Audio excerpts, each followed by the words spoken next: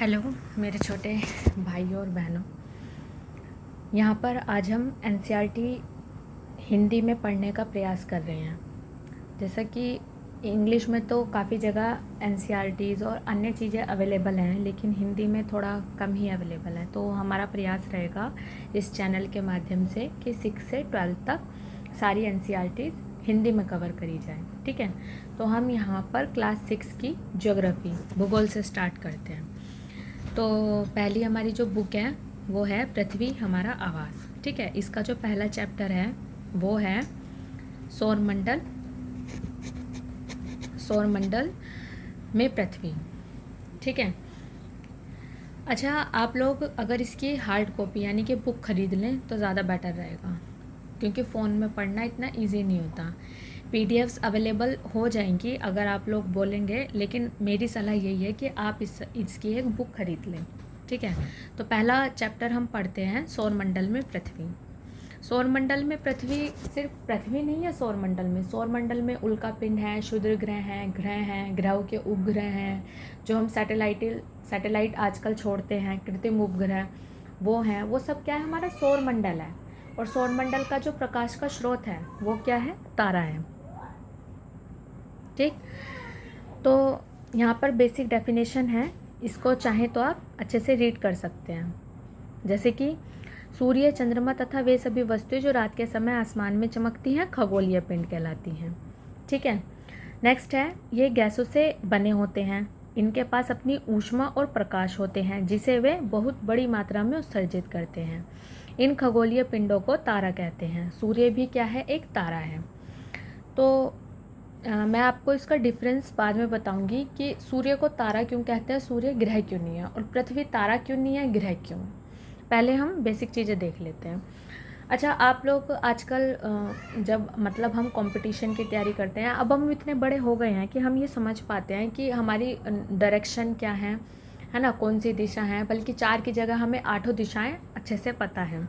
लेकिन पहले के ज़माने में तो इतनी नॉलेज भी नहीं थी, और रात के टाइम तो और भी ज़्यादा, क्योंकि दिन में तो सूर्य की परछाई जब हमारे ऊपर पड़ती थी तो अपनी परछाई से ही इंसान समय का पता लगा लेता था। जितनी बड़ी परछाई उसी के हिसाब से वो अपनी टाइम का या फिर दिशा का, इन सब चीज़ों का पता लगा लेता था। लेकिन रात के टाइम में आपने सुना होगा ध्रुव तारा, है ना। ये देखिए, ये क्या है, ध्रुव तारा।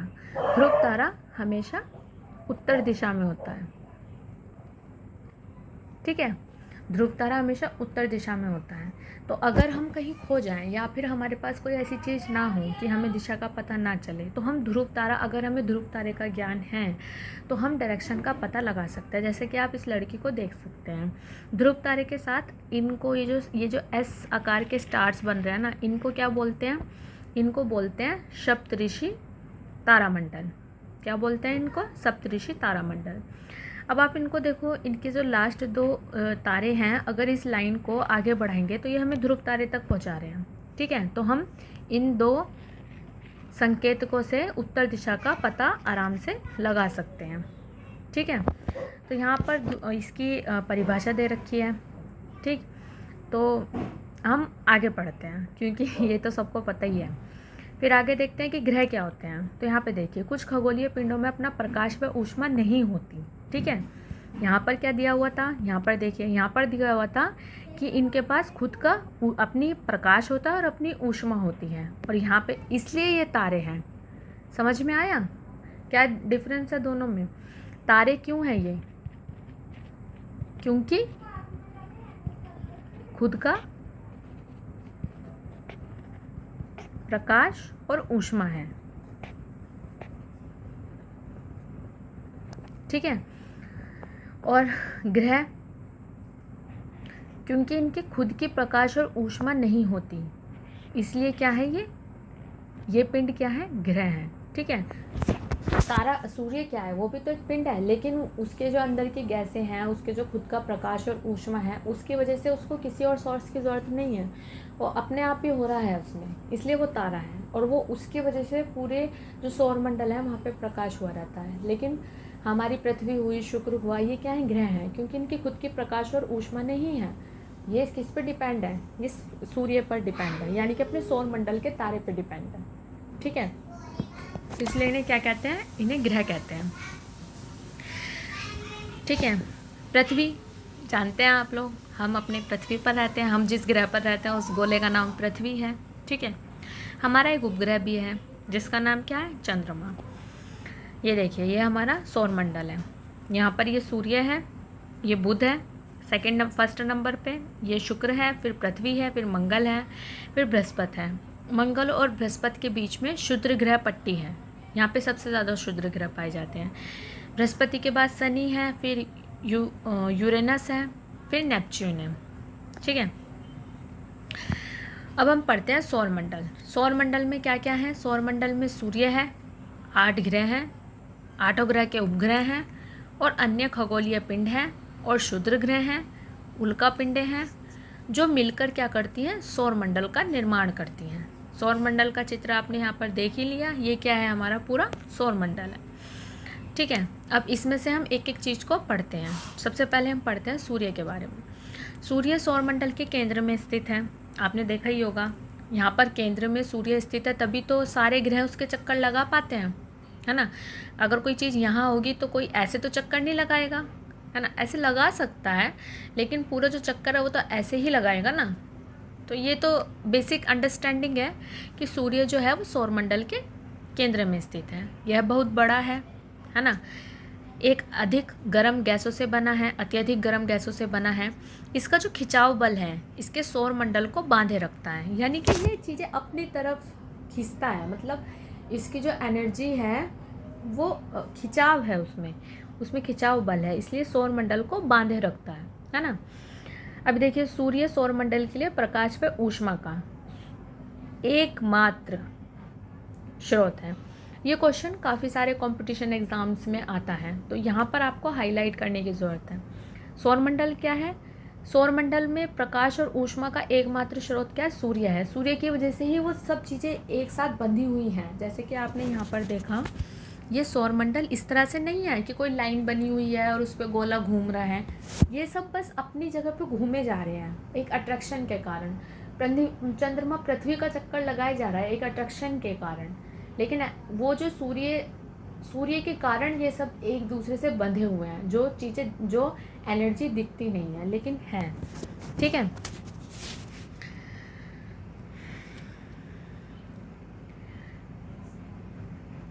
हमें अब देखिए, सूर्य बहुत गर्म है लेकिन हमें महसूस नहीं होता। हमें क्यों नहीं महसूस होता, क्योंकि हम इसके इतने नज़दीक होने के बाद भी 15 करोड़ किलोमीटर दूर हैं। उसके बाद आते हैं ग्रह पे। हमारे सौरमंडल में 8 ग्रह हैं। कौन कौन से हैं, बुध, शुक्र, पृथ्वी, मंगल, बृहस्पति, शनि, यूरेनस, नेपच्यून। ठीक है, इसकी शॉर्ट ट्रिक है, आप चाहे तो इससे याद कर सकते हैं, क्योंकि ये कभी कभी लाइन से लगाने को आ जाते हैं या फिर बड़ा छोटा भी लगाने के लिए आ जाता है। कभी कभी आ जाता है कि जो क्षुद्र ग्रह की जो पट्टी है वो कौन से 2 ग्रह के बीच में है, तो कौन कौन से 2 ग्रह के बीच में है, हमने यहाँ पे देखा मंगल और बृहस्पति के बीच में। ठीक है, और सबसे पास में कौन है सूर्य के, सबसे पास में बुध, सेकेंड नंबर पे शुक्र, थर्ड नंबर पे पृथ्वी, फिर मंगल, उसके बाद क्षुद्र ग्रह पट्टी है। तो हम इस ट्रिक से इसको याद कर सकते हैं, my very efficient mother just served us nut. ठीक है, तो इसके जो फर्स्ट लेटर हैं वो सबको रिप्रेजेंट करते हैं इंग्लिश में। देखिए, सौरमंडल के सभी 8 ग्रह एक निश्चित पथ पर सूर्य का चक्कर लगाते हैं। ये पथ दीर्घ वृत्ताकार है। ये भी PY मतलब क्वेश्चंस में MCQ की फॉर्म में आ जाता है, जिसको क्या कहते हैं, कक्षा कहते हैं। बुध सूर्य के सबसे नज़दीक है। ठीक है, प्लेटो क्या है, प्लेटो को पहले ग्रह माना जाता था लेकिन 2006 में इसको हटा दिया गया, अब इसको बौने ग्रह की श्रेणी में रखा जाता है। आप सबने हिस्ट्री तो पढ़ी होगी, यहाँ पे हम एक्स्ट्रा जानकारी जान लेते हैं। जैसे कि लड़की ये हमें बता रही है कि क्या आप जानते हैं, वैसे हम जानते हैं लेकिन अगर हम फिर भी नहीं जानते तो हम एक बार इसको पढ़ सकते हैं।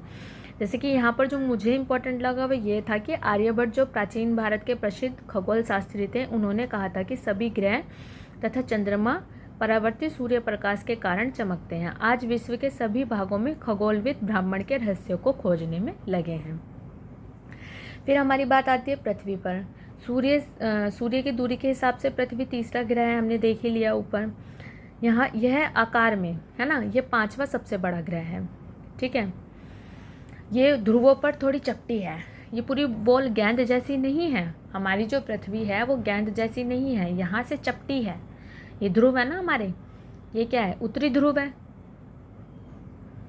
ना, और ये क्या है, दक्षिणी ध्रुव है। ये यहाँ से चपटी है, पूरी गोल गेंद की तरह नहीं है। यही कारण है कि इसके आकार को भू आभ कहा जाता है। भू आभ का मतलब अर्थ होता है पृथ्वी के समान आकार। ठीक है, आप इतना तो आप पढ़ ही चुके होंगे कि 2/3 सतह पानी से ढका हुआ है, इसलिए इसे नीला ग्रह कहा जाता है। और अगर हम अंतरिक्ष पर जाकर अपनी पृथ्वी को देखेंगे तो वो नीली दिखाई देती है, इसलिए भी इसको नीला ग्रह कहते हैं। हमारी पृथ्वी का एक उपग्रह है जिसका नाम हमने चंद्रमा रखा है। इसका व्यास पृथ्वी के व्यास से 1/4 है। ठीक है, उपग्रह एक खगोलीय, उपग्रह की डेफिनेशन कहाँ है, यहाँ है। उपग्रह एक खगोलीय पिंड है जो ग्रहों के चारों ओर उसी प्रकार चक्कर लगाता है जिस प्रकार ग्रह सूर्य के चारों ओर चक्कर लगाते हैं।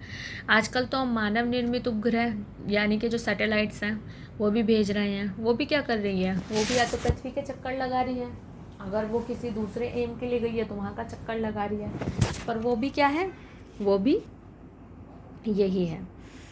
अब देखिए, चंद्रमा पृथ्वी का एक चक्कर लगाने में 27 दिन पूरा करता है और अपने अक्ष पर एक चक्कर भी पूरा 27 दिन में पूरा करता है। इसके परिणाम स्वरूप हमें चंद्रमा का केवल एक भाग ही दिखाई पड़ता है, हम कभी उसका दूसरा पार्ट नहीं देख पाते, क्योंकि जैसे वो अपने अक्ष पर घूमता है इसी तरह पृथ्वी के अक्ष पर भी घूमता है, और पृथ्वी भी अपने अक्ष पर भी घूमती है और सूर्य के चारों ओर भी चक्कर लगाती है। इसलिए उनका जो फेस है वो, मतलब चंद्रमा का जो पृथ्वी की तरफ फेस है वो ज़्यादातर एक ही रहता है, दूसरा नहीं होता।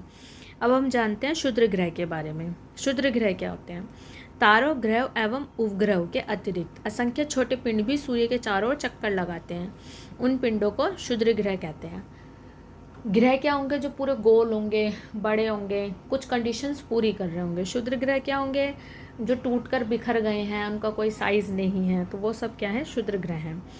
ये मंगल एवं बृहस्पति की कक्षाओं के बीच पाए जाते हैं। क्षुद्र ग्रह ग्रह के ही भाग होते हैं जो कि बहुत वर्ष पहले विस्फोट के बाद ग्रहों से टूटकर अलग हो गए थे। फिर उल्कापिंड, सूर्य के चारों ओर चक्कर लगाने वाले पत्थरों के छोटे छोटे टुकड़ों को उल्कापिंड कहते हैं। ये उल्कापिंड पृथ्वी के इतने नज़दीक आ जाते हैं कि इनकी प्रवृत्ति पृथ्वी पर गिरने की होती है। इस प्रक्रिया के दौरान वायु के साथ घर्षण होने के कारण ये गर्म होकर जल जाते हैं, फलस्वरूप चमकदार प्रकाश उत्पन्न होती है। कभी कभी कोई उल्कापिंड पूरी तरह जले बिना पृथ्वी पर गिरती है, जिससे धरातल पर गड्ढे बन जाते हैं। जैसे कि आपने, हमारे महाराष्ट्र में एक झील है, लोकटक झील, हाँ शायद लोकटक झील ही है। अगर मैं सही हूँ तो मुझे बताना, गलत हूँ तो भी बताना नीचे कमेंट बॉक्स में। जो लोकटक झील है वो उल्कापिंड के गिरने के कारण ही वो झील बनी है। ठीक है, सॉरी, ये लोकटक नहीं, ये लोनार झील है, बोल रही थी ना। ये क्या है, लोनार झील, ये उल्कापिंड के गिरने के कारण ही बनी है। ठीक है, तो उल्कापिंड कभी कभी पृथ्वी पर गिर जाते हैं। अभी आपने हालिया न्यूज़ में देखा भी होगा कि चीन के एक सैटेलाइट आकर समुद्र में गिरी है, इतना किसी को नुकसान नहीं हुआ। लेकिन जिस तरह हमारी सैटेलाइट जो कृत्रिम है वो भी उनका काम पूरा होने के बाद या किसी भी पृथ्वी पर आकर गिर जाते, क्योंकि पृथ्वी को अगर हम इस टाइम ऊपर से जाके देखेंगे तो इतनी सारी उपग्रह, इतने सारे सैटेलाइट्स उसके चक्कर लगा रहे हैं कि वहाँ पर भी एक प्रदूषण उत्पन्न हो गया है, जिसे डेब्रिस बोलते हैं।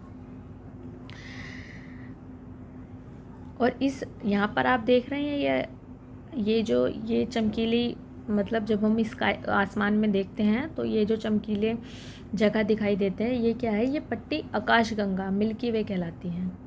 हमारा सौरमंडल इसी आकाशगंगा का एक भाग है। प्राचीन भारत में इसकी कल्पना आकाश में प्रकाश की एक बहती नदी से की गई थी, इस प्रकार इसका नाम आकाशगंगा पड़ा। ठीक है, इसमें करोड़ों तारे, बादल, गैस और बहुत सारी चीज़ें हैं।